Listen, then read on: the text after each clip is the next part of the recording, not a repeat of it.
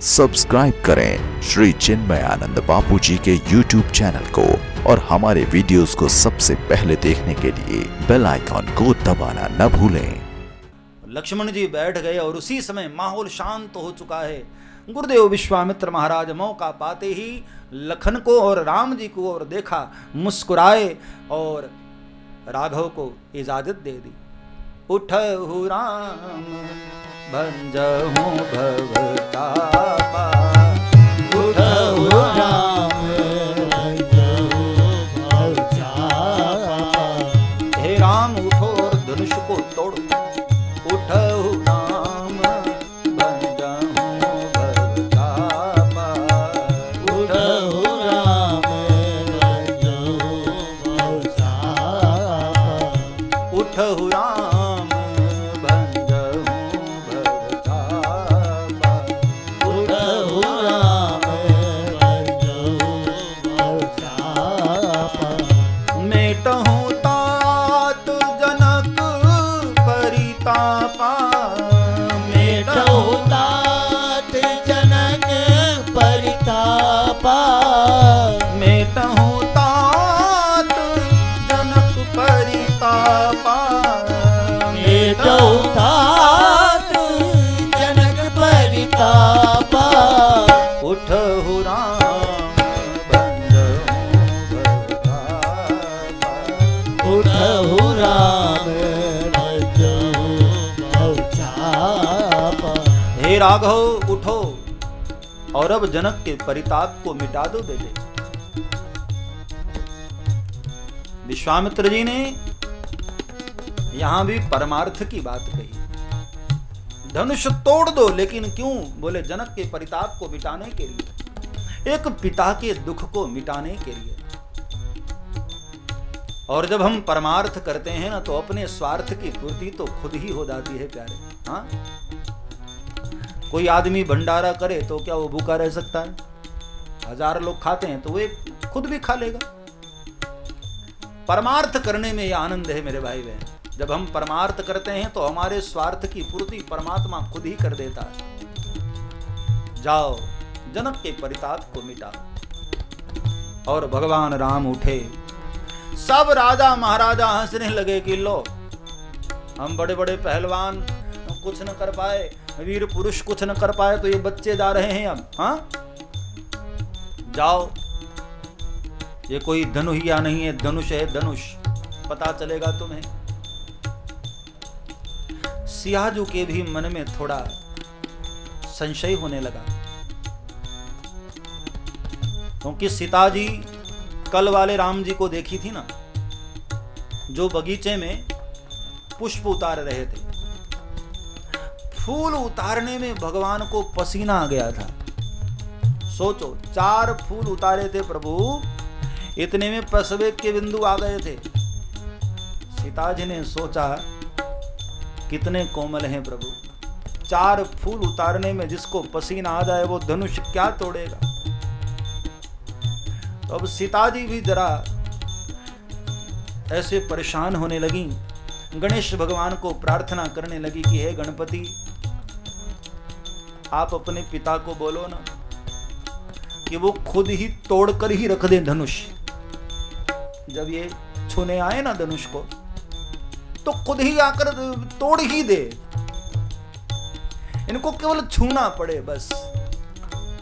बड़ी चिंता हो रही है सीता जी को। सीता जी की मां सुनैना, वो तो बेचारी घबरा ही गई। इतने सुकुमार बालक भला कैसे धनुष तोड़ पाएंगे? कैसे धनुष टूटेगा इनसे? तब एक समझदार सखी ने कहा कि नहीं मां, तेजवान को छोटा मत समझ। तेजवंत लघु गनी नरानी, तेजवान कभी छोटा नहीं होता मां। रवि मंडल देखत लव लागा, लेकिन उदितता सु त्रिभुवन तम भागा। सूर्य देखने में जरूर छोटा होता है, लेकिन उदित होता है तो त्रिभुवन को जगमग कर देता। इनके तेज को तो देख मां। तो मां सुनैना को थोड़ा ठीक लगा। इतने में भगवान धनुष के पास पहुंच गए और ऐसी नजरों से भगवान देख रहे थे मानो कोई सर्प को गरुड़ देख रहा हो।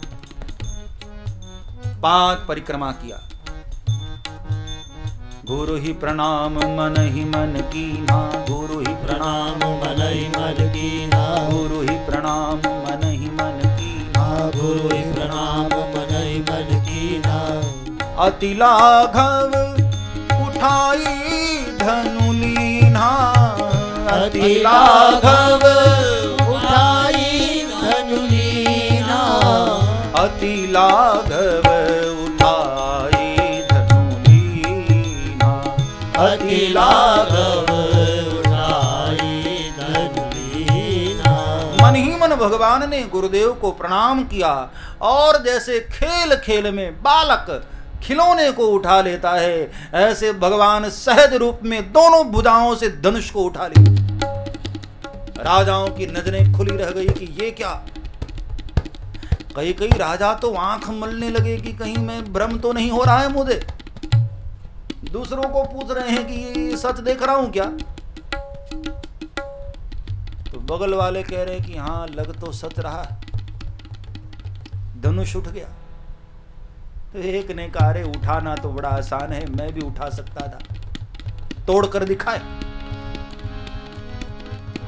और तब भगवान धनुष को चारों ओर घुमाने लगे कि सबकी नजरें जरा इधर उधर हो जाए।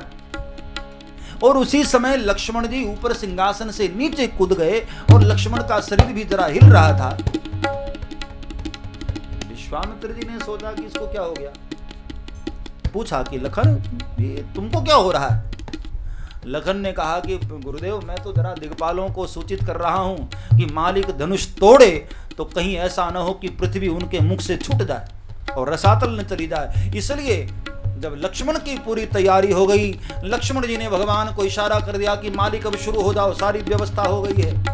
तब भगवान राम देखते ही देखते धनुष को बीच में दबाए हैं, एक प्रकाश का पुंज निकला और राजाओं की आंखें बंद हो गई प्रकाश में और खुली इसके बीच में। तो बाबा तुलसी कहते हैं कमाल कर दिया ठाकुर ने।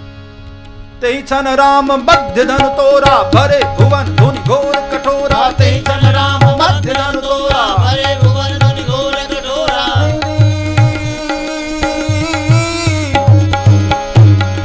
तेई छन राम मध्य धन तोरा भरे भुवन धुनि घोर कठोरा, तेई छन राम मध्य धन तोरा भरे भुवन धुनि घोर कठोरा। तेई छन राम मध्य धन तोरा भरे भुवन धुनि घोर कठोरा भरे भुवन धुनि घोर कठोरा, भरे भुवन धुनि घोर कठोरा। दिगत गुरु यति गुरु गर्भ बब्बै समुद्र सरब्याल बदिर कहीं काल विकल दिगपाल चराचर दिग्गजंत नरखड़ भरत दशकंद मुक्कबत सुरविमान बिंबान भानु संघटत परस्पर। सुरविमान ही भवान भानु संघटत परस्पर, सुरविमान ही भवान भानु संघटत परस्पर।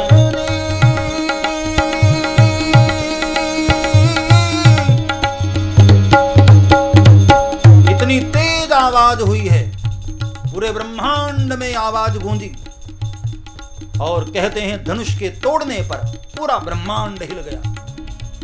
मेरु पर्वत के शिखर टूट करके गिरने लगे, समंदर में खलबली मची, समंदर के सारे जीव परेशान होने लगे।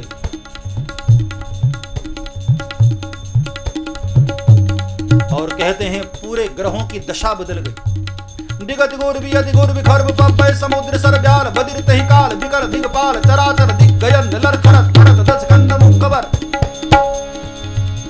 क्या दशा हुई। दशकंधर रावण भी सिंहासन से नीचे गिरा और सारे मुकुट उसके नीचे हो गए। दिगत गोर भी यदि गोर विखर्ब पब्बै समुद्र सरब्याल बदिर तहि काल विकल दिगपाल चराचर दिग्गजंत लरखड़त दशकंद मुक्कबर। दशकंधर रावण लड़खड़ा करके नीचे गिरा। दिगपाल जो हैं दशों दिशाओं के, उनके दिग्गज हाथी एक दूसरे को टकराने लगे। और ग्रहों की स्थिति तो क्या वर्णन करूं। शनि कभी राहु के पास गिर रहा है, राहु कहीं गुरु के पास जाकर गिर रहा है, बुध कहीं शुक्र के ग्रह में जाकर गिर रहा है, सब लड़खड़ा गए। लेकिन बाद में सबको पता चला कि भगवान ने धनुष भंग किया है, थोड़ी देर में स्थिति सामान्य हुई और देवताओं ने पुष्प की बारिश करते हुए जय जयकार किया। बोलिए रामचंद्र भगवान की जय। सब्सक्राइब करें श्री चिन्मयानंद बापू जी के YouTube चैनल को और हमारे वीडियोस को सबसे पहले देखने के लिए बेल आइकॉन को दबाना न भूलें।